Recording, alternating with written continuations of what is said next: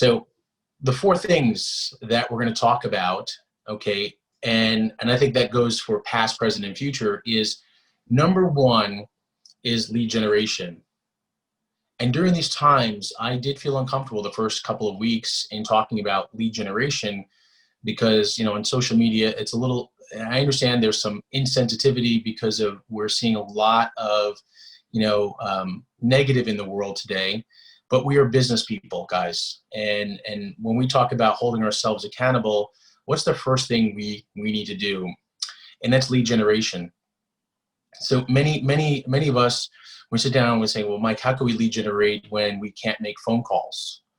And I am so proud of many of you guys for actually making some changes and adjustments to do the best you can to lead generate during these times. All they said was you can't make any unsolicited phone calls. And I know many people are fearful of what will the other person say if I call them. And I talked about selling their house. And the reality is this, guys.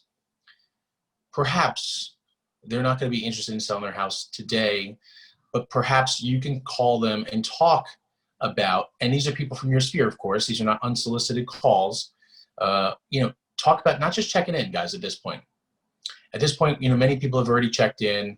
I think it's okay to have an open conversation with people about just what the future is. So first level of accountability for us when we wake up in the morning is we must think about how will we lead generate now, okay, leading up to the future, because I want you to think about this.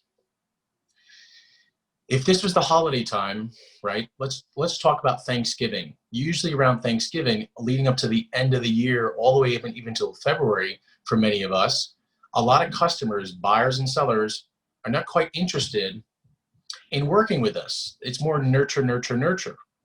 So this is throwing a lot of agents off right now because this is the time where those nurtures actually turn into listings or buyer opportunities.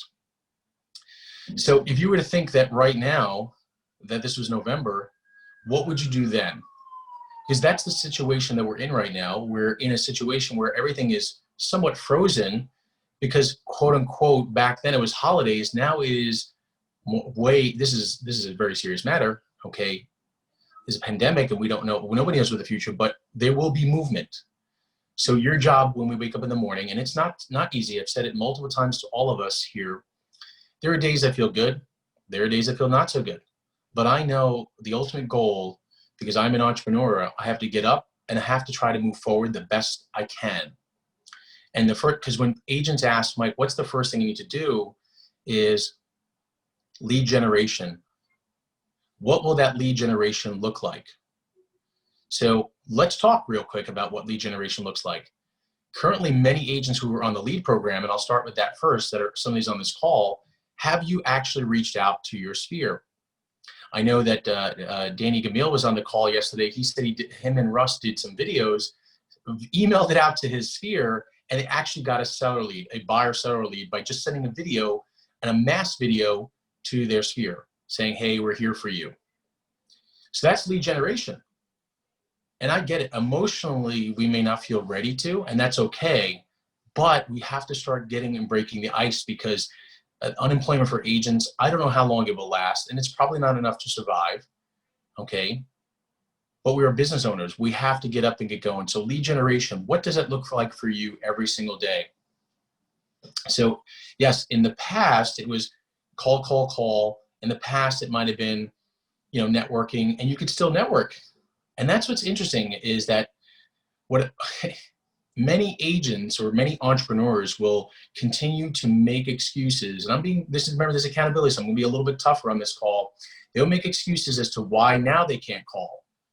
And they need to dig deep and figure out, well, prior to this, they probably weren't calling or emailing or doing anything in the past either, in many cases. And I'm not talking about our company, I'm just making a general statement.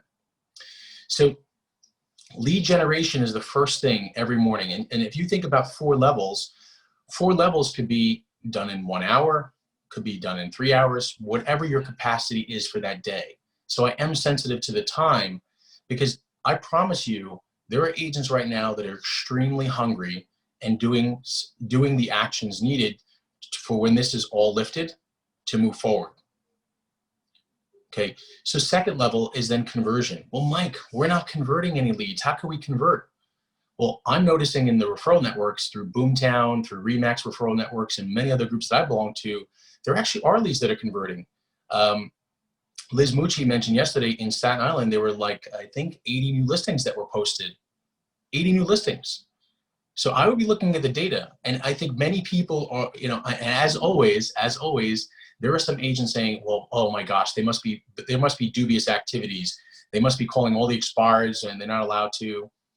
That's going to get inside your head when reality is, what if it was a sphere? What if it was something somebody saw on Facebook? What if something on WeChat that reached out?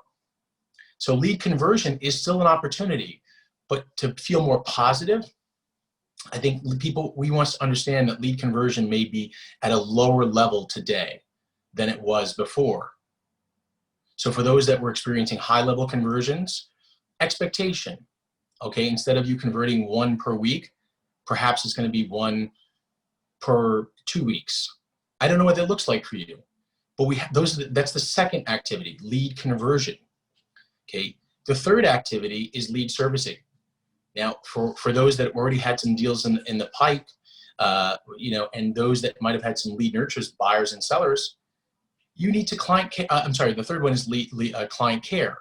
So client care or customer care, you should still be reaching out to those people you might have been nurturing before. Are you sending people alerts on the buyer side? Are you reaching out to your sellers and stop at this point? It's not, don't use the how are you feeling, just checking in.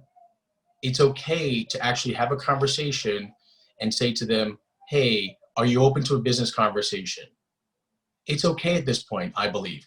You want to say, hey, you know, you have to balance out. And as far as insensitivity, you know, let's look at the numbers, guys. And it's a massive number, but relative to the millions of people in New York City, you know, I don't know how many people are completely affected. And as I mentioned, you know, indirectly, and I pray that it doesn't hit my family, but indirectly, we have friends and family friends that have passed away.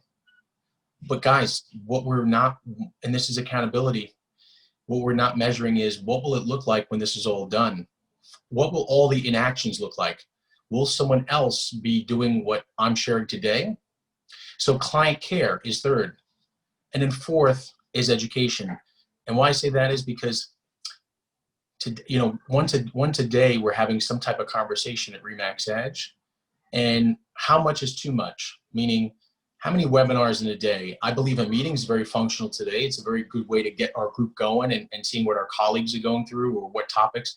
But in terms of education, be careful of having 9 hours of education, because the human brain, and I'm no doctor, but the human brain can only absorb so much. So and that's even in your daily activities. And I will speak personally for myself.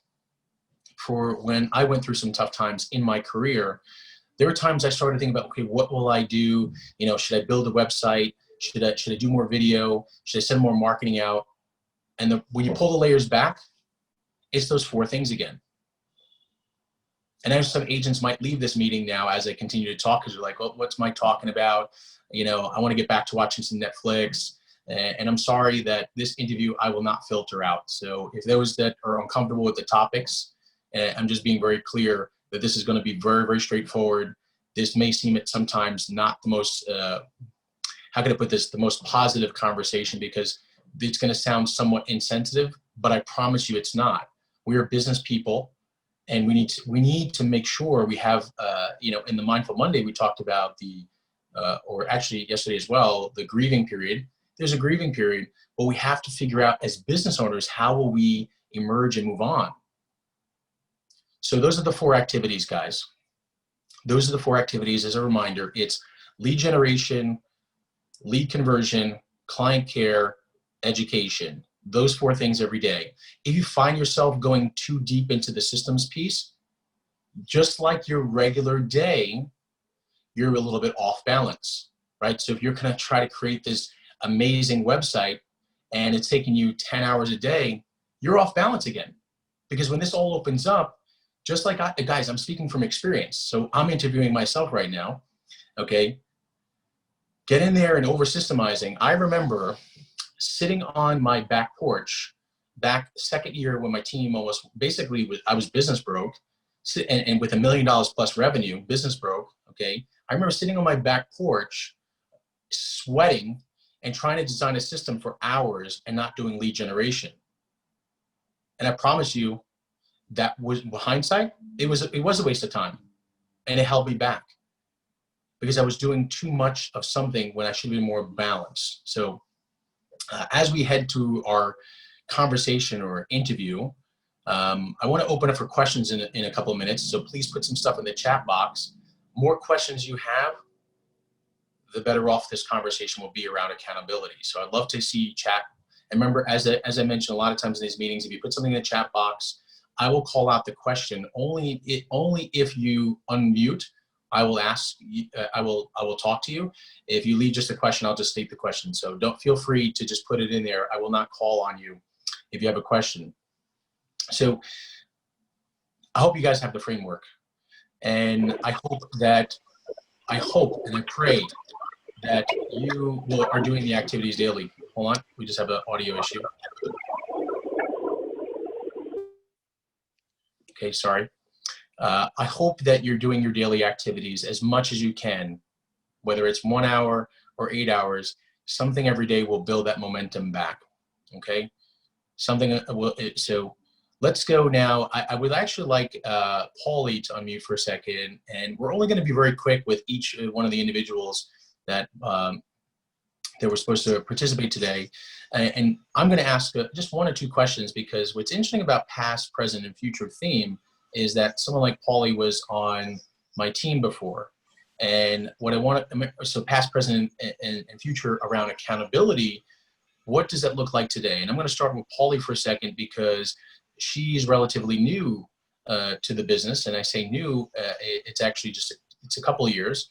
So I think there's some good insight to some, and if you saw the theme of some of the people that were supposed to speak today, it's those that have been in the business for a shorter period of time, because I'm curious to hear what their past, present, and future looks like. Because these are waters that many people have not navigated before. And I was curious, Paulie, so when you first got into the business, you primarily did open houses and buyer leads that were coming from Zillow. Let's just use Zillow as a conversation piece. So during that time, let's talk about accountability. How did we as a team hold you accountable to what you were doing? When you're out there, you're just coming in, you went to training. So let's keep the flow of this going. So what was the past looking like for you when you joined the team? So first of all, good morning, everybody. I guess joining the team, I remember there must have been about 6 of us at the time, maybe 5 or 6 of us. And, one of the big accountability pieces was the mojo dialing, where we were held accountable with a certain amount of hours, right, that we needed to lead generate. And I remember all of us being not resentful of it, but sort of like, not quite understanding those of us who were new, not quite understanding what like, why do I need to do this? Right. And I think it was about 5 hours a week or something, really what we needed to do. Anyway, and then came this big piece of self-discovery that you talk about all the time. Right. And I think when you guys sort of took your hand, took your foot off the gas with that for a little bit, it was swim or sink time for everybody. Because for me, I don't want to talk for anybody else, but for me, I had these notions of how I can work, how quickly I can get leads. I think of myself as an extremely social person. I have a ton of friends and a ton of people, but the idea is that I learned very quickly that if I don't put in those specifically business interactions, right, then I'm going to be, and we talked about it too, I'm going to be friend zoned, right? And after a couple of times where I saw a couple of leads get away from me from friends that all of a sudden, sold their, $1.5 million co-op somewhere through a different agent, I realized what it was that I needed to do and how I needed to put myself out there. So for me, Paulie, it was can very we, much. yeah, go Oh, ahead. go ahead. Sorry. No, go ahead. No, no, no. No, I was just going to pause because you have a lot of meat. You have a lot of substance. You got a lot of material coming out. So I just want to make sure we gather that for our group here. Um, so first it was the Mojo Dialer, 5 hours a week. And, Tom Ferry talked about this, that he surveyed the coaching organization that agents that prospected for for 5 hours more a week made about $250,000 or more per year. And the reason why, and I know, we've had some fact-based discussions, so I'll tiptoe around what Tom Ferry said, but I believe in that data because Tom Ferry, and this is no pitch for Tom, even though there's a lot of great material on YouTube from him. With Tom's group, he had like three levels: the core agents, I forget what he called the middle, the elite, and then the team plus agents. And the reason why I share this with you is that these were paying agents for these coaches. So when I looked at that data or heard that data, I thought I thought it was pretty remarkable, because instead of analyzing the National Association of Realtors, these were agents that should be actively working. So I was like, wow, this is incredible. He sampled this organization, and he said that they came back and how they got the data: 5 hours or more per week, they're making 250. And it makes sense, actually, because if you do 5 hours more per week, you start building the momentum of how many people that are in your pool, and then boom, there it goes. So I appreciate, but we're going to continue rolling with I appreciate what you said there, is that at the beginning as new agents, you were like, my gosh, 5 hours, this guy, and again, the point is around team. I'm not your employer. I was setting some benchmarks to help suggest that this is what you should be doing. And many agents will, at the beginning, might listen and then say, what the heck does he know? And I'm not saying that what you said, but it's just saying that that's what some agents, I felt it as well, the resentment towards like, oh, wow, this guy's really telling us to do this. Even though he's providing leads, I'd rather just do his open house and take the leads. And then it's something you said after that, which is sink or swim. What's interesting right now, and again, around accountability, many agents right now that were in the leads program have probably about 50, 100, or even 500 leads in their database. And I'm really curious, because we haven't called anybody to the table privately, how many of those agents are actually calling people from their sphere or sending videos right now to their sphere?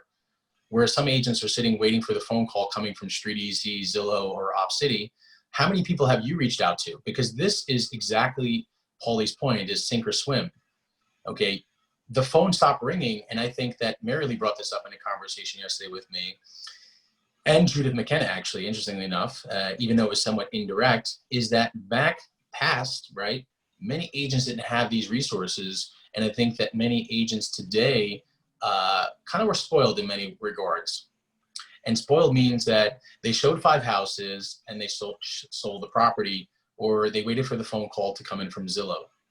So I'm going to move on a little bit, Paulie, over here. I'm going to just kind of go around the group, but these were two major points that you brought up in regards to, sink or swim or some resentment. And what's interesting is that if we take this pandemic piece out and really look at the business structure and the pause on New York, this is where real estate professionals are being exposed now, but not publicly. They're being exposed saying, are they a true real estate professional? Because a true real estate professional, a true entrepreneur, when faced with a situation like this, figures out, what do I need to do to move forward with my business?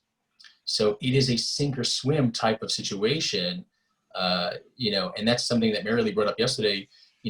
Mary Lee, it was, and I don't expect her to unmute, but Mary Lee was a teacher for many years, and I was a colleague of Mary Lee's, and she worked until like 2, 3 o'clock, and actually then she was full-time in real estate after that. So Mary, you don't have to jump on. I just wanted to mention that I was a colleague of hers, and she and her husband were always huge producers.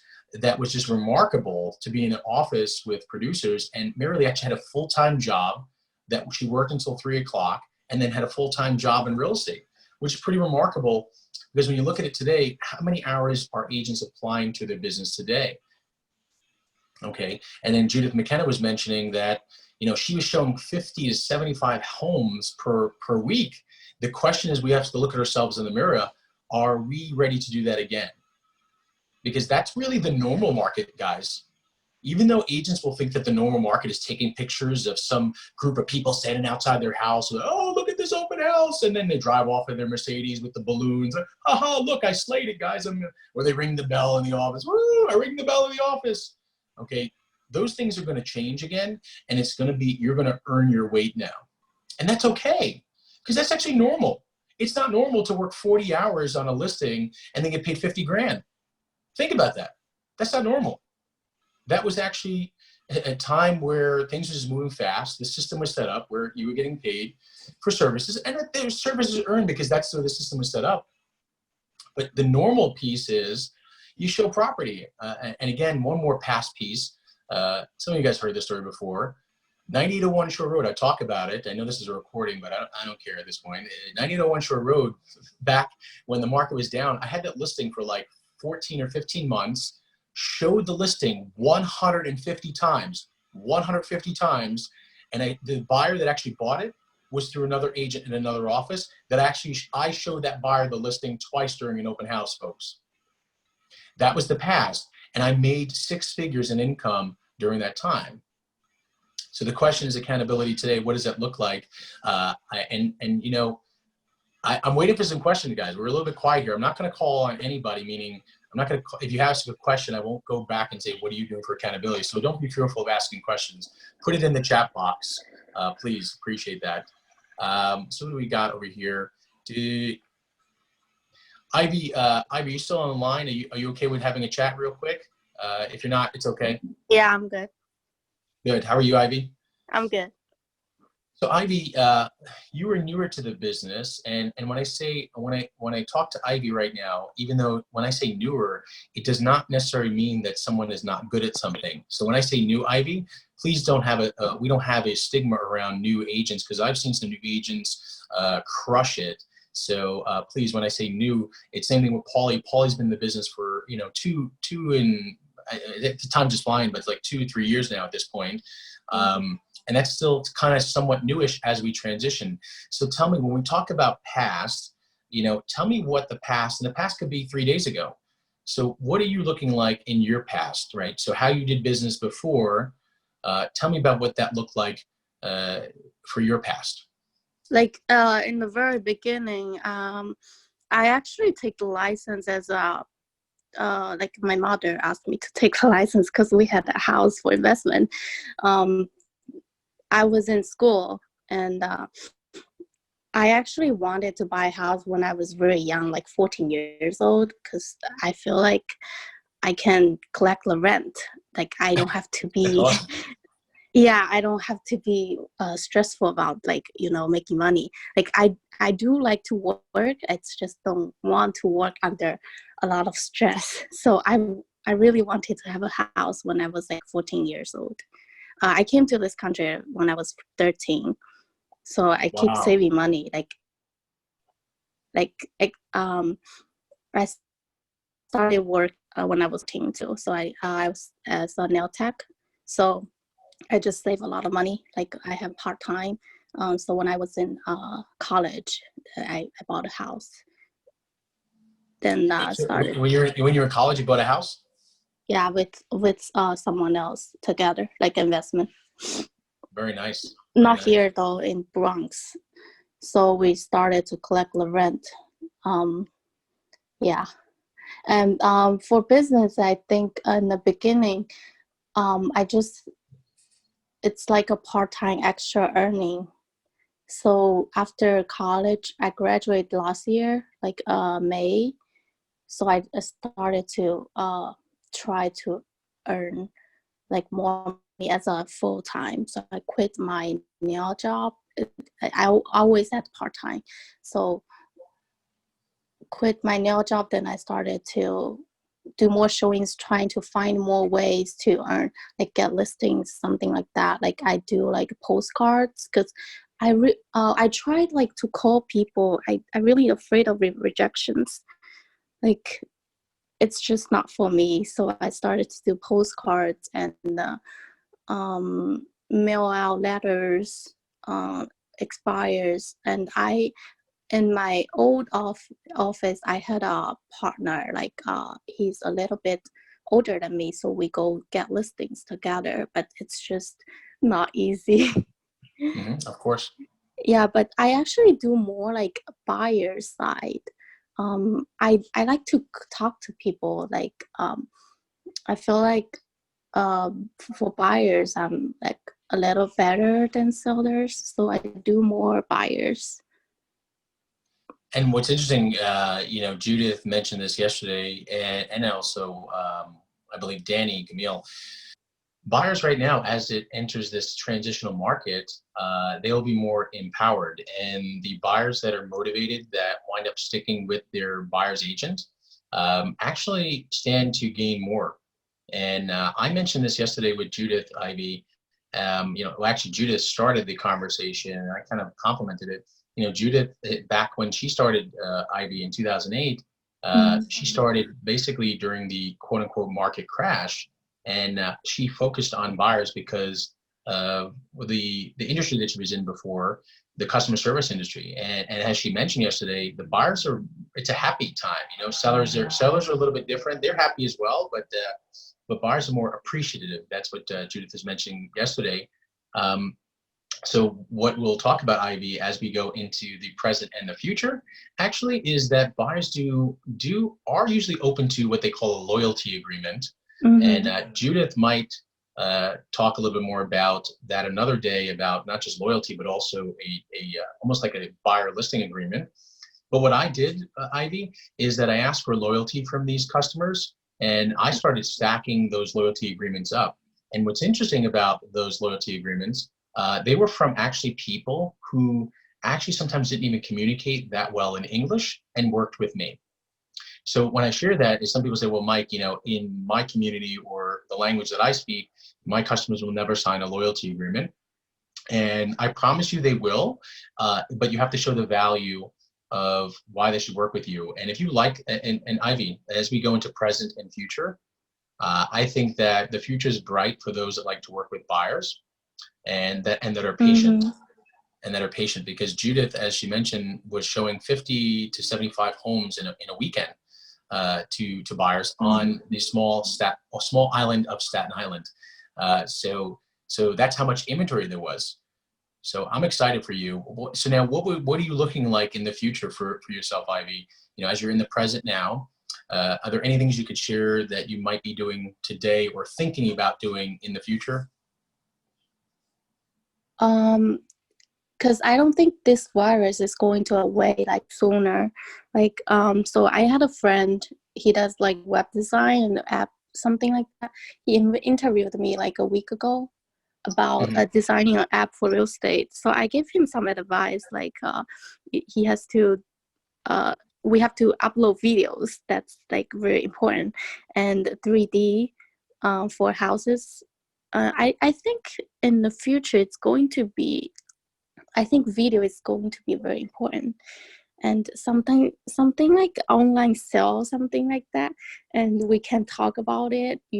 I think it's important to have like showing houses with descriptions. We can stand there and talk about this house, make a video first, then when they are very interested in this house, then they can come out to show. Because a lot of people, they are afraid, like even after this, even it's gone, they're still afraid of it, like going out to meet people. I think it's better to have like more stuff before they going out. Agreed. Yeah, that's a very good point. Video and going out, recording the video before. And I think you might have brought up a good point about, and something I just want to piggyback on. When we're doing video, guys, I don't know necessarily that the professional video is 100% needed. I think that we still need to pique the curiosity of the consumer. So, and this is still always my personal, feelings, is that I think Ivy said it best, where you're going to give the tour, and that'll help you market your own brand when you're giving the tour, right? Because your face is in the video and you're giving the tour of the apartment or the house. And I think that lives and survives a long time. And that's where, guys, that's what I want to tell you. That's where real estate agents will continually be exposed. Agents are exposed on social media. Agents are exposed on Zillow right now. And Zillow, by the way, Zillow's mantra has always been turn the lights on. And turn the lights on means open the veil of the, pull the veil up of the industry, because they came from Expedia days, travel business before. And I think that this, though, is not a business model. I think this, as Ivy mentioned, the quote unquote, and I'm sorry to use it, but new norm is going to create, people are still going to fear going out often or gathering in large groups. And there may be some mandates that will say you can't gather in large groups. So what that means is that we're going to have to continue figuring out, well, how do we stay in front of this? And how is it that we could communicate with the customer in the future? So I think Ivy hit the nail on the head when it comes to tours of properties. And I think the challenge is that many people, Ivy, before really were, the block came from the fact that you had to, number one, pay for somebody to do the tour, like come in and record you, very professional, because maybe they were afraid of how they looked or how the apartment looked. I believe it's like a news reporter, actually, Ivy, is that you don't have to have some drone flying through the apartment. I think by you talking about the apartment or the house and just walking through there, even with a selfie stick or a friend of yours kind of interviewing you as you walk through the place, I think that's just well enough. And then, of course, having the professional pictures. So professional pictures coupled with you walking through the place. So, for example, if you wanted to highlight this beautiful backyard, you would stand in the backyard. I don't think the customer really expects, because people, for the most part, people still want to, this business is still going to be the emotional business, meaning that they're going to want to look at it, they're going to want to smell it, they're going to want to feel it, experience it.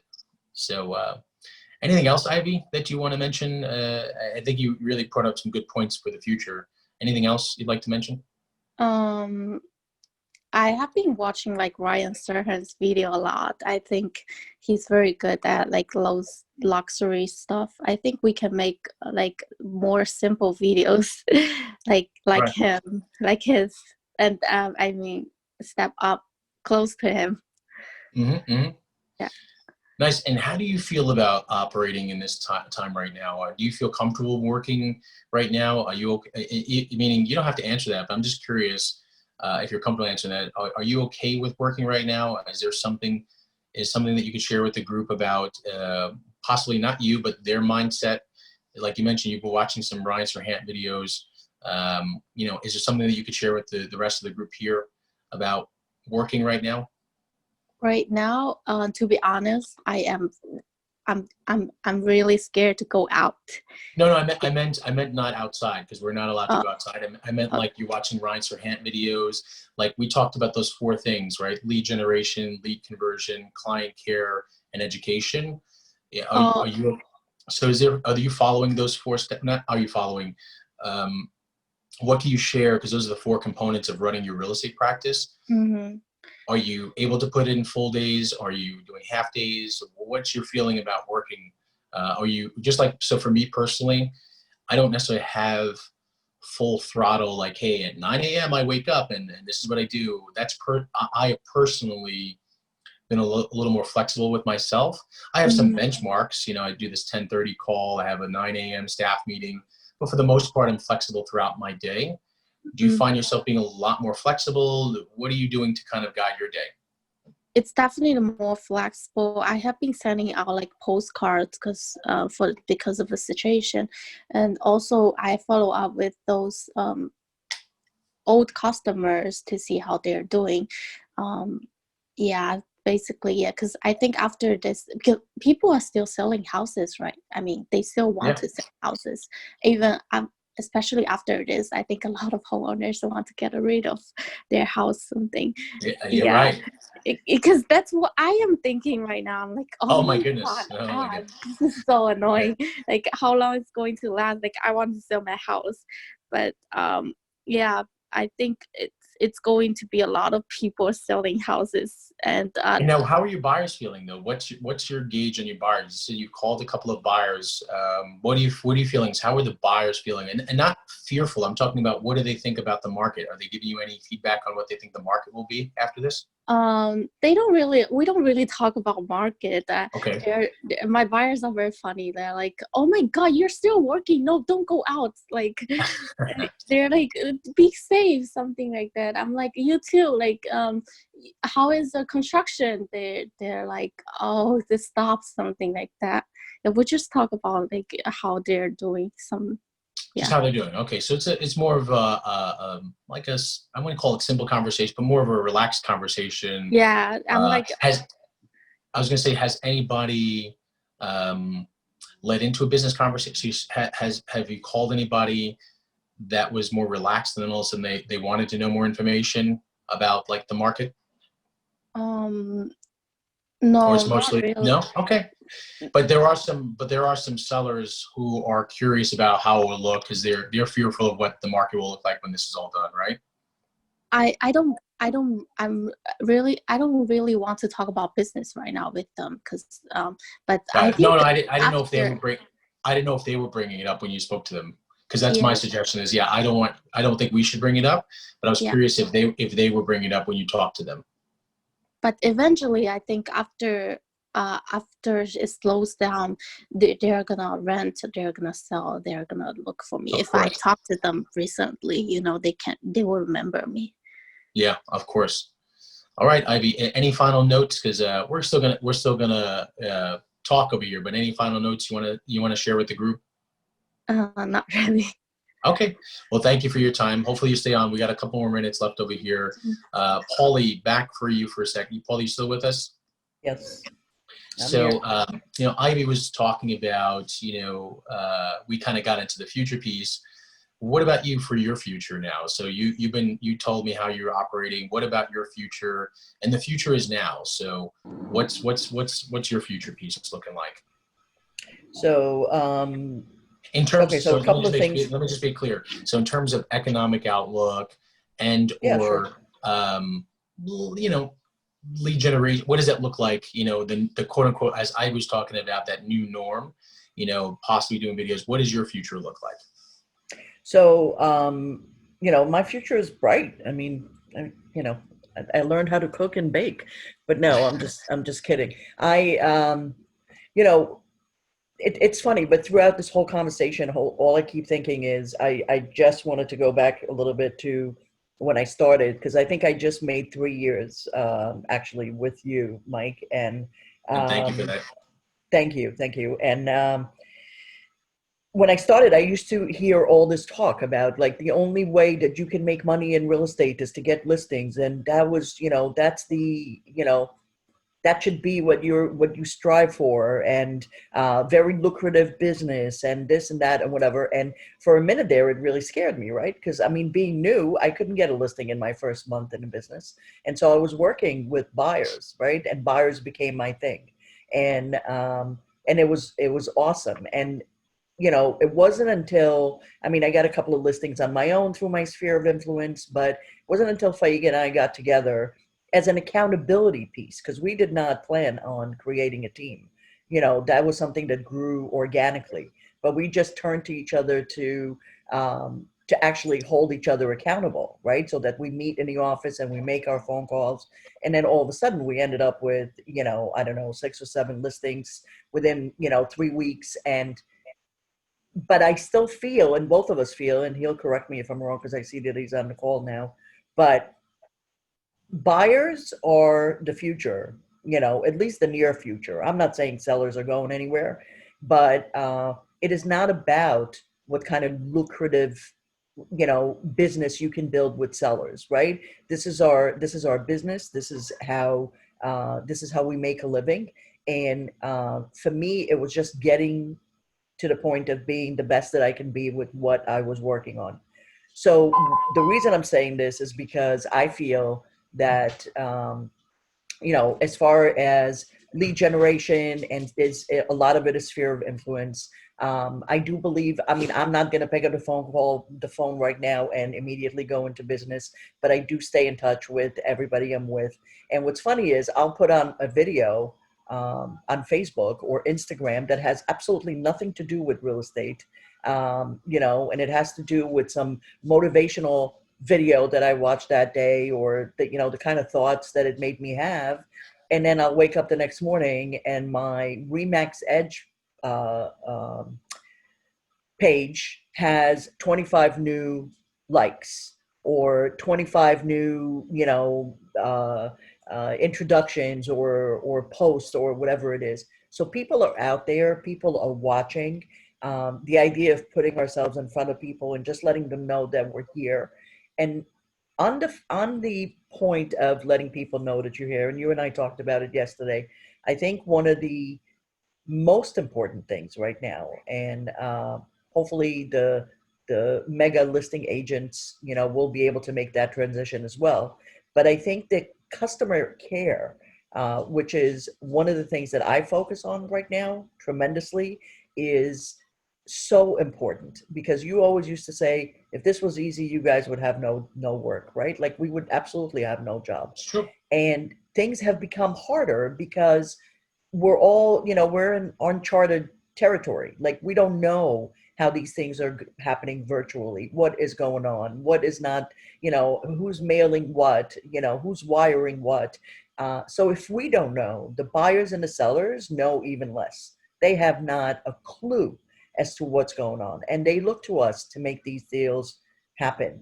And like, you know, yesterday I had to be on the phone all day just to make sure that a certain wire went through.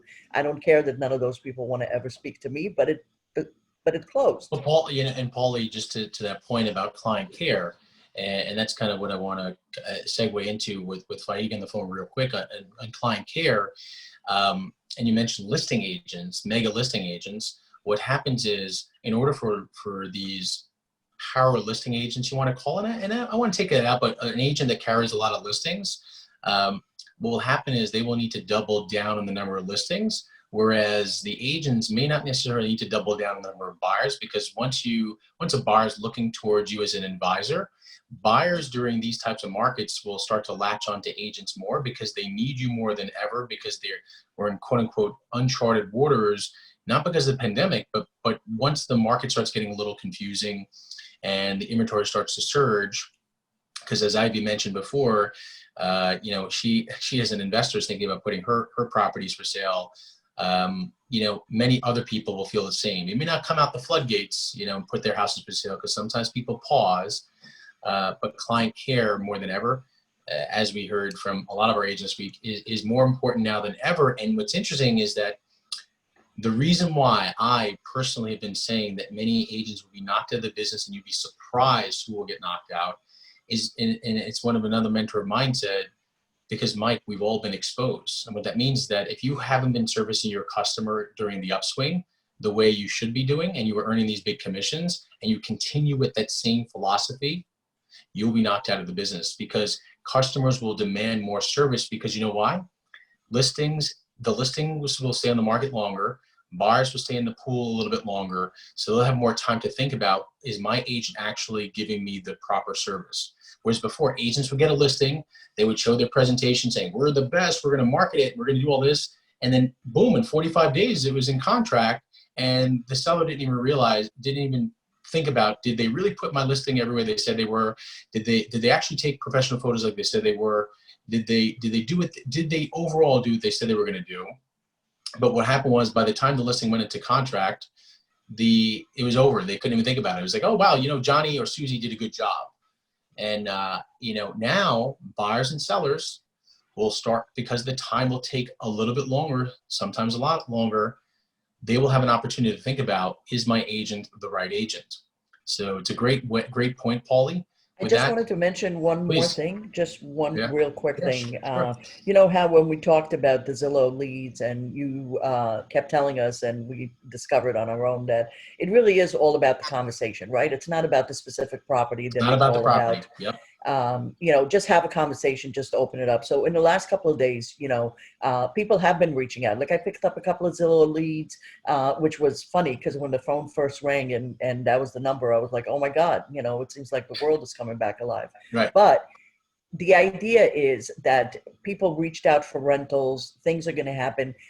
Don't, like, we can't get stuck on, people are going to reach out to us maybe because they think that we can show them something that somebody else can't, right? Like we don't know what the reason is that they're going to be reaching out to us. And we do need to dig a little deeper to find out, because I think the story that we're going to find is going to be completely different than the reason they called originally, right? A lot of people are just like holding their cards very close to the, to the chest, and nobody's giving out a lot of information because everybody's afraid. And I think that is an opportunity for all of us, right? Because as you peel the onion, the layers of the onion, and you get to, to really what is going on. If you're able to get there, chances are that customer, whether it's a seller or a buyer, is yours.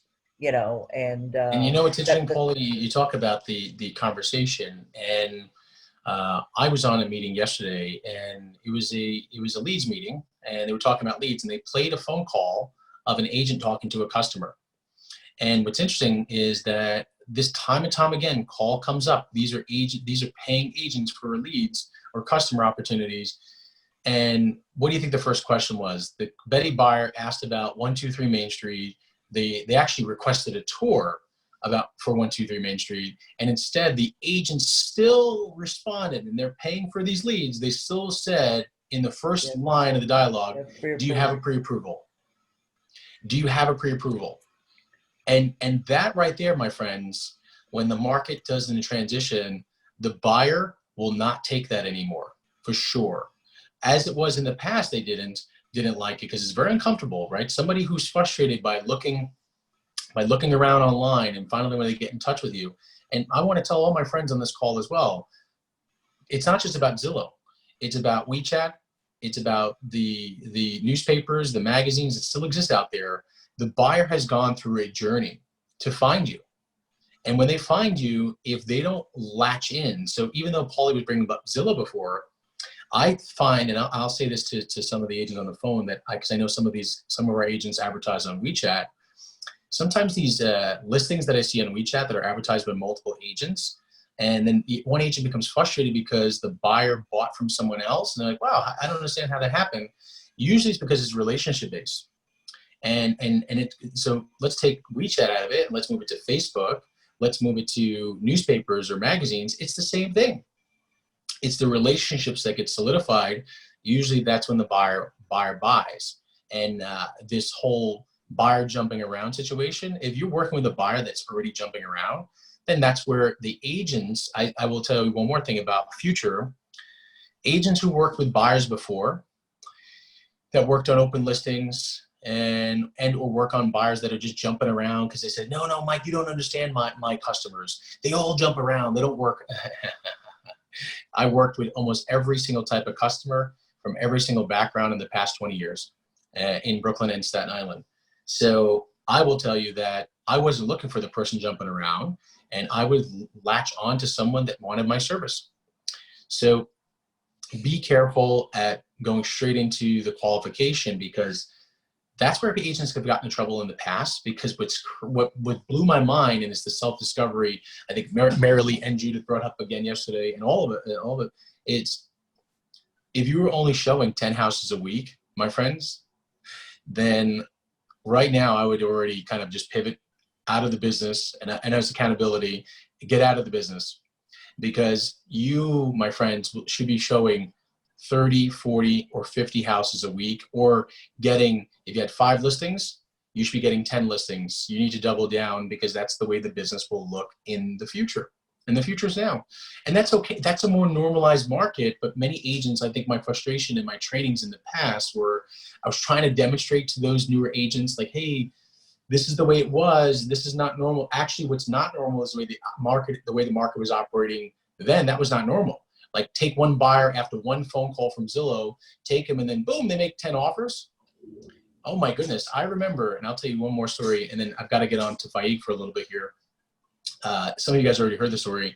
I remember begging somebody in McDonald's, I'm not even kidding. I bought this guy coffee and an egg McMuffin. Never forgot. It was a little bit traumatizing personally, because I just remember how I begged him, and I was like, that was terrible salesmanship, Mike.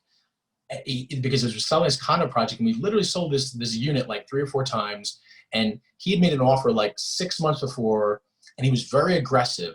with the offer. He was like, let's use numbers to just illustrate something here. These are not necessarily the real numbers. Let's say the original asking price was 300,000. He made an offer like 210, and 6 months prior to that, that was not the number. That was not the number. Like, and he was so aggressive. He goes, Mike, you don't know. This is this marketplace. This is what the apartment's worth.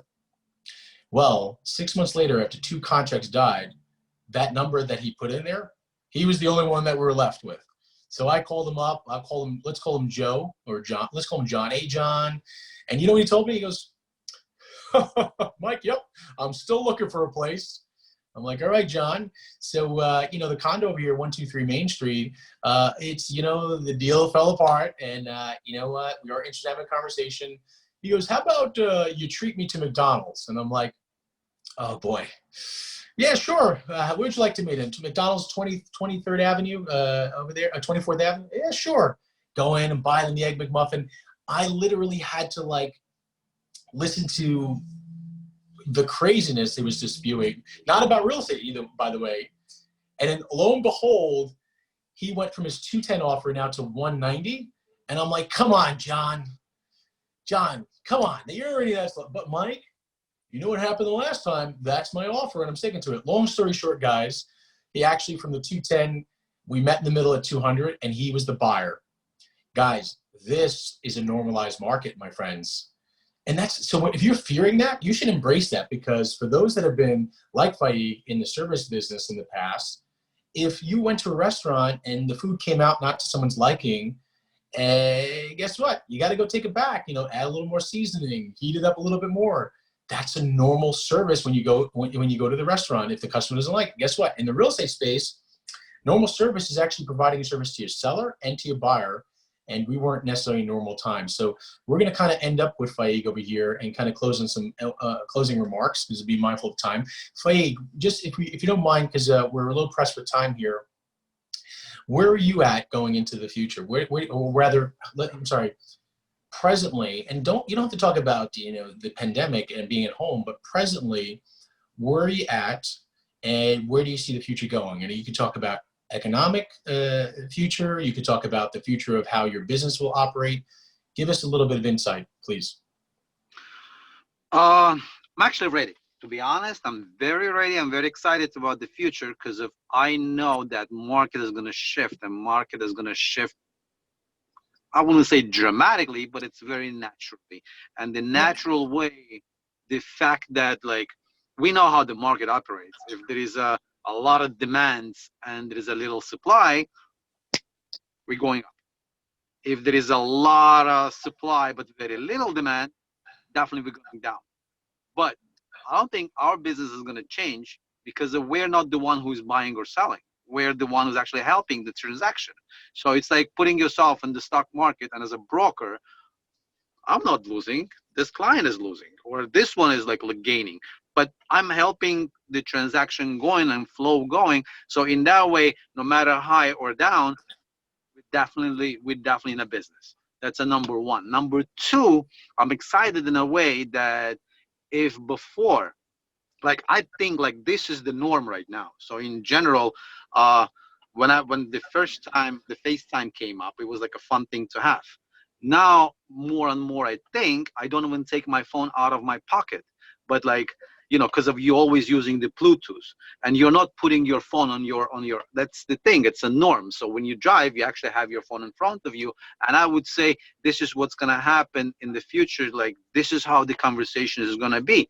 You on the screen, I'm on the other side, and we all see each other. So that is the good part. And again, I'm excited about those technology. Another thing about the buyers and sellers and the whole transaction idea, I think it's also going to be great, because of, yes, we can show 30 houses, 40 houses in a week without the legwork, because of that with the new technology, with everything that we're going to have in our hands, instead of showing to the buyer 30 houses that he wants to see in his criteria, you just shooting him that 30 virtual tours, and he's gonna see that you're on him. So you're sending him the stuff instead of just sending this pop up that e-alert hey, this is it. This is gonna be e-alert with the virtual tours. So he already knows what he wants. So I believe that's definitely going to save me my legwork, and it definitely going to create more productivity. Boom. And Faik, wow, a major point you just brought up here. And guys, I hope you caught that. You know, that's what I love. I really love these meetings. And thank you guys, all of you. Thank you, Ivy. Thank you, Paulie. Thank you, Faik. Wow, whew, that just brought something up to me just now. Hear what Faik said.